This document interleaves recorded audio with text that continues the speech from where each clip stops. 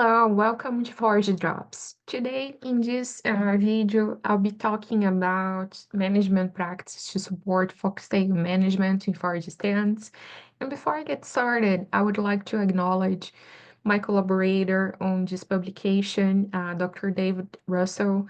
He's the weed specialist in at Auburn University in Alabama. And we have a joint article coming up on the Carolina cattle connection in the February issue. So without further ado, let's get started. So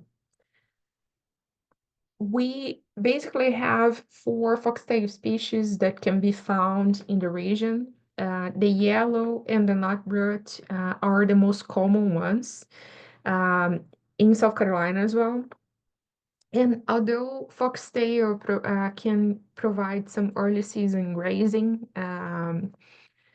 opportunities because they are going to be vegetative and fresh, and the animals may consume them, we actually end up seeing it becoming an issue mid to late summer because of the seed heads. Once we have the seed heads coming up, it's easier to spot them. But also the cattle won't graze it. It can become an issue for horse operations because of animal health issues. And also it will be an issue for hay growers, especially if they are going to be selling their hay to horse operations. They're going to have a high difficulty to do that. And with the seed heads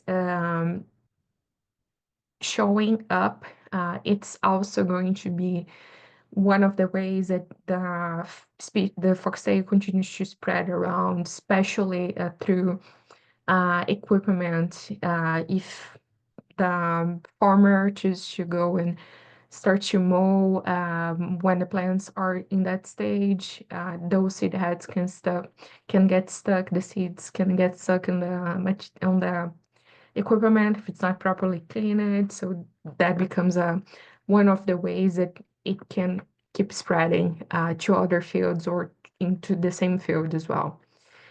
So when we're talking about foxtail management, we do need to understand which species we have in an area, and that will require you to work with your local extension agent or with Dr.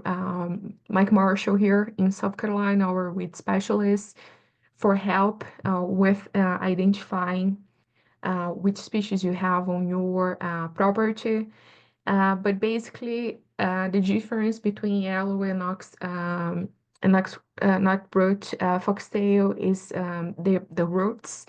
The not rod foxtail has knotty rhizomes, which is the underground stem of the plants, and it, because of that, can overwinter. So means that it can grow back on the following year, as opposed to the yellow foxtail that's an annual species and need to have the seeds deposited in the area to germinate in the next year.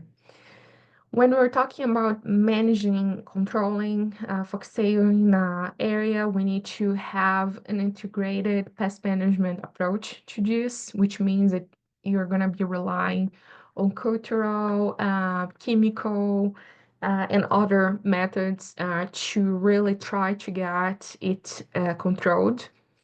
And when we're talking about ways that will help on the control, one of the ways that's definitely going to be important, and it's really going to improve the quality of that pasture, is investing on the management that you're doing on the pasture, on the forage stand, to make sure that's a thick, a healthy forage stand that will be able to compete with those weeds that are encroaching on it.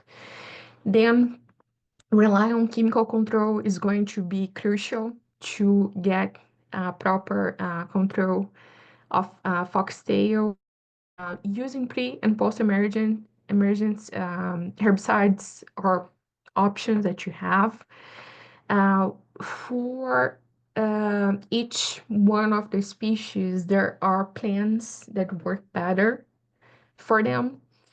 And when there are ways that we can work with trying to achieve the best control possible in a season or in a couple of years for the pasture to really clean it up.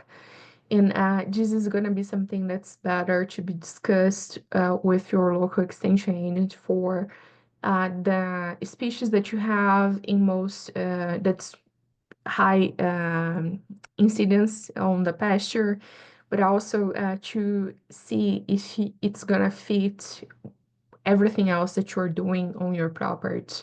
The reason that I say this is because, for example, the pre-emergence that we're gonna need to apply usually in February here in South Carolina, and they are going to have a good residual um, effect in the soil, and that takes out the option of planting legumes, for example. So we need to be conscious about what products we're going to be using and understand what practices you're incorporating, you're conducting your pastures to make sure that one is not going to be impacting the other and that it's going to make sense and really get the best um, of the goals that you're trying to achieve on your property.